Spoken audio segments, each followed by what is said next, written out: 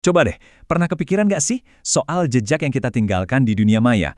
Ini bukan sekedar riwayat pencarian loh, tapi bisa dibilang ini potret permanen diri kita. Nah, hari ini kita bakal ngobrolin gimana caranya jadi arsitek buat citra digital kita sendiri. Yuk, kita mulai. Kutipan ini dalam banget loh. Coba bayangin setiap klik, setiap like, setiap komentar yang pernah kamu buat. Kalau di pantai, jejak kaki kan bakal hilang kena ombak. Nah, di internet, beda cerita. Jejak itu justru mengeras kayak beton, permanen, dan bisa dilihat siapa aja, kapan aja, bahkan bertahun-tahun dari sekarang. Oke, dengerin ini jangan jadi parno ya. Justru sebaliknya, tujuan kita di sini adalah biar kita semua jadi lebih berdaya. Biar kita bisa jadi arsitek yang cerdas dalam merancang citra diri kita di dunia maya. Bukan cuma jadi pengguna pasif yang jejaknya berantakan di mana-mana. Kita semua sering kan nekan tombol hapus dan berharap sesuatu itu lenyap selamanya.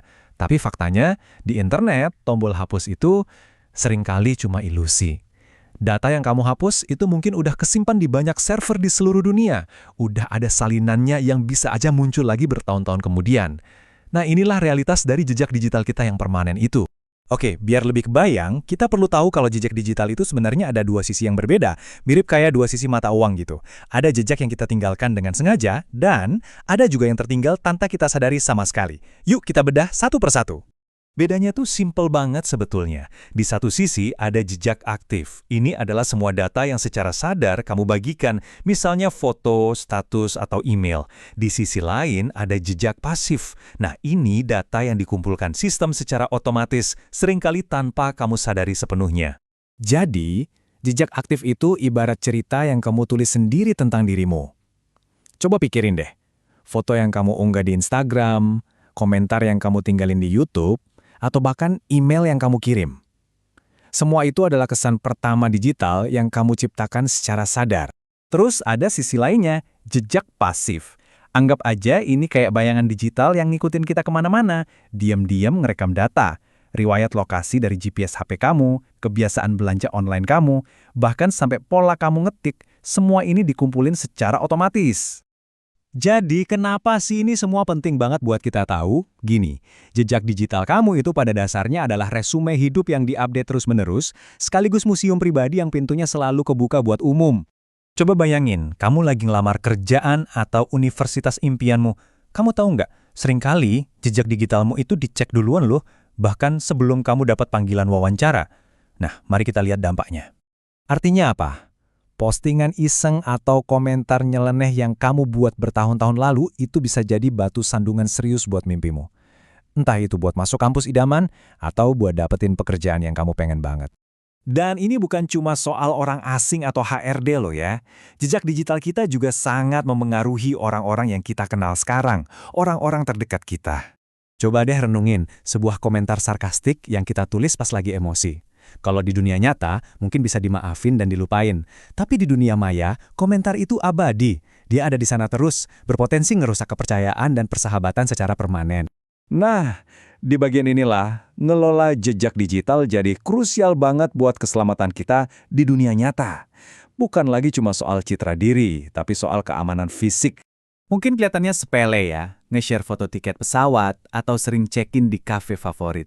Tapi buat orang yang punya niat jahat, informasi-informasi kecil ini kayak peta jalan. Bisa mengarah ke pencurian identitas, penguntitan, atau bahkan bahaya fisik yang lebih serius. Oke, setelah ngomongin semua risikonya, sekarang kabar baiknya. Kita nggak berdaya kok. Justru sebaliknya. Mari kita bahas gimana caranya kita bisa ambil alih kendali dan benar-benar jadi arsitek buat diri kita di dunia digital. Untuk jejak aktif, ada satu aturan sederhana yang ampuh banget. Jeda sebelum unggah. Jadi, sebelum kamu pencet tombol kirim, berhenti dulu sebentar.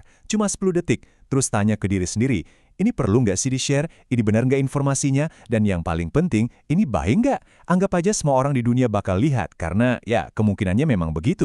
Nah, buat ngelola si bayangan digital ini, kita perlu bersih-bersih rutin. Coba deh, sekarang buka pengaturan handphone kamu. Cek, aplikasi mana aja sih yang punya akses ke lokasi atau mikrofon? Kalau nggak perlu-perlu banget, langsung cabut aja izinnya. Biar gampang ingatnya, ini contekan simpelnya. Buat jejak aktif, yang sengaja kamu bagiin, kuncinya adalah jeda dulu dan cek pengaturan privasi. Buat jejak pasif, yang dikumpulin otomatis, kuncinya adalah tinjau dan bersihkan secara teratur. Simpel kan? Oke. Mari kita tarik kesimpulannya. Mengelola jejak digital itu bukan tugas yang cuma dilakuin sekali, terus selesai. Ini adalah kebiasaan yang harus kita bangun seumur hidup.